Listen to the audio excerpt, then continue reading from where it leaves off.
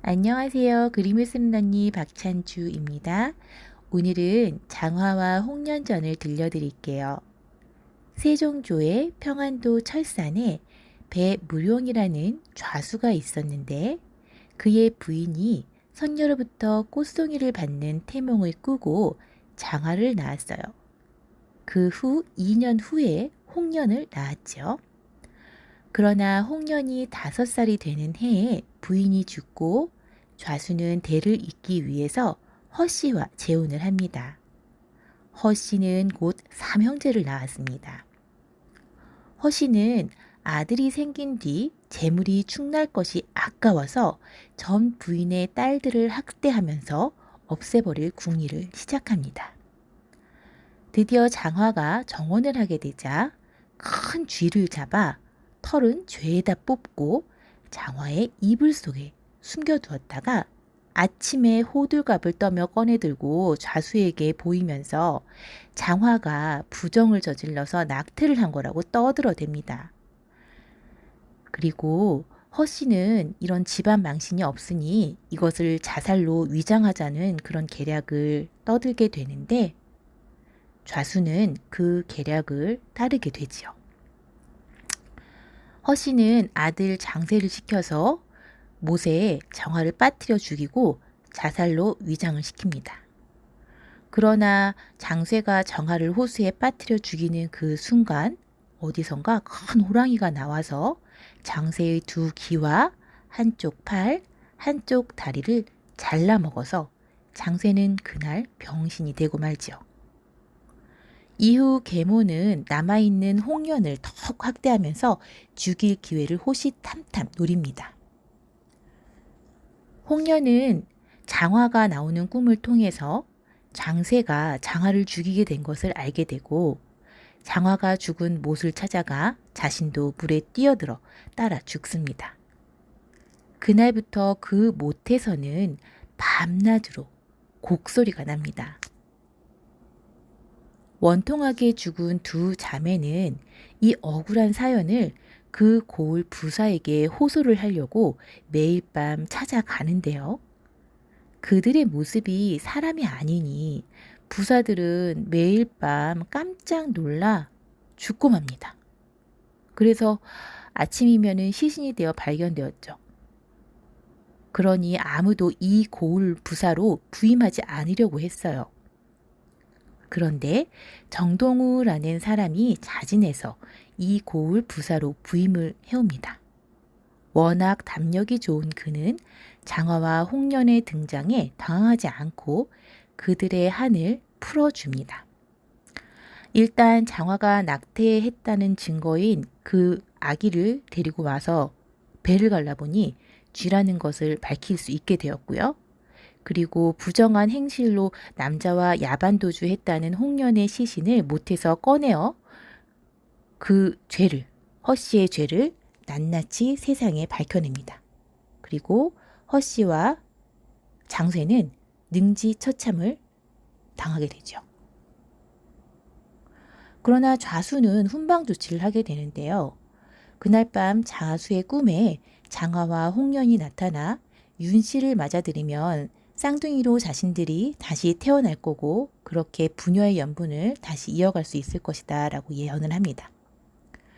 좌수는 윤씨를 3번째 부인으로 맞아들이고 장화와 홍련을 쌍둥이로 낳은 다음 두 자매를 곱게 키워서 평양의 부호 이연호의 쌍둥이 아들들과 혼인을 시킵니다. 그렇게 장화와 홍련은 아들, 딸을 잘 낳고 복록을 누렸다는 이야기입니다. 이 이야기는 한국 구비대전과 네이버 지식사전을 바탕으로 재화한 이야기입니다. 오늘 이야기 어떻게 들으셨어요?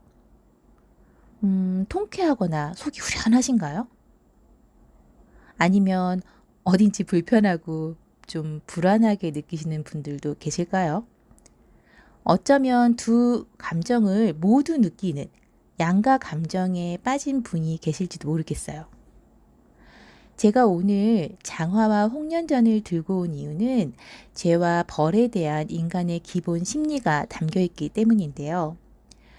다음에 들려드릴 콩쥐와 팥쥐도 권선징악과 윤회를 담았다는 데서 아주 유사한 흐름을 보이는 이야기지요. 아마 통쾌하게 느끼신 분들은 이렇게 나쁜 사람들은 천벌을 받고 사지가 찢기고 여러 번 죽게 되는 능지처참을 당해 마땅하다 이렇게 생각하실지 모르겠어요. 또 어딘지 불편하신 분들은 최근 양심에 걸리는 어떤 사건에 엮여 계실 수도 있죠. 그리고 양가 감정을 모두 느끼는 분들은 나는 착하기도 한데 가끔 죄도 짓는데 뭐 이렇게 생각하시는 분이실 수도 있어요. 제가 민담을 좋아하는 거는요. 권선징악과 판타지한 하늘의 힘이 있는 그런 세상의 이야기들이기 때문이에요. 이것도 제가 둘째를 장애가 있게 낳으면서 좀 분명해진 기호인데요. 둘째는 세상에 도움이 없이는 스스로 살아내기 힘든 아이예요. 제가 아무리 마음이 아파도 완치되는 기술이 나오지 않는 한 아마 그럴 거예요. 그런데 민담에서는 바보도 복을 받더라고요. 저는 그게 너무 좋아요. 우리 둘째도 그렇게 복을 받으면 참 좋겠어요. 그리고 권성징악은 말이죠. 삶에 고통이 생기면 누구나 한 번쯤 이런 말 할 것 같아요. 아무리 기독교인이라도 저처럼 365일 저 죽는 날까지 지녀야 되는 그런 고통이 있는 분들이라면 이런 말을 한 번 하실 것 같아요. 내가 전생에 무슨 죄를 지었기에 점점점점 이런 말이요. 고통 속에 행복이 있기는 해요. 그런데 고통은 고통이에요. 그걸 아프다고 말하는 걸 틀어막지는 말아주세요. 전 아파요. 많이 속상해요. 그래서 제 전생의 죄, 현세의 죄, 전반적으로 나의 죄에 대해서 정말 여러 번 생각하고 있습니다. 전 제가 착하다고 그렇게 생각했던 것 같아요. 그런데 둘째를 가지면서 보니까 제가 너무 죄가 많더라고요. 그래서 둘째가 아픈가? 그런 생각이 사실 종종 들어요.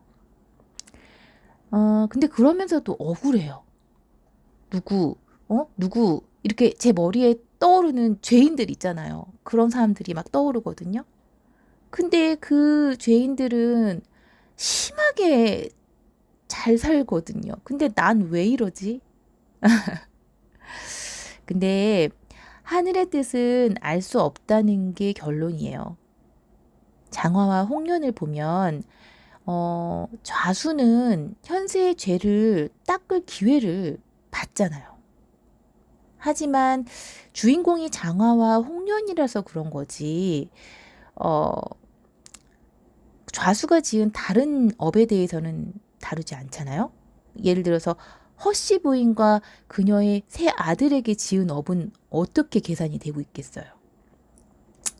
우리가 윤회를 한다고 해도 망각의 강을 건넌다는 건 굉장히 유명하니까 우리가 업을 쌓고 있는지 업을 닦고 있는지 사실 우리는 잘 몰라요. 저를 미워하시는 분들, 저 힘겹게 열심히 정말 힘겹게 살고 있어요. 제가 몰라서 미안하다고 다 말하고 다니지는 못하는데요. 제가 잘못한 게 있다면요. 저 행복하지만은 않다는 거 이게 좀 위안이 되시길 바라봅니다. 또 제가 미워하는 분들 가끔 민담 같은 후련한 결말을 바란 적도 솔직히 있어요.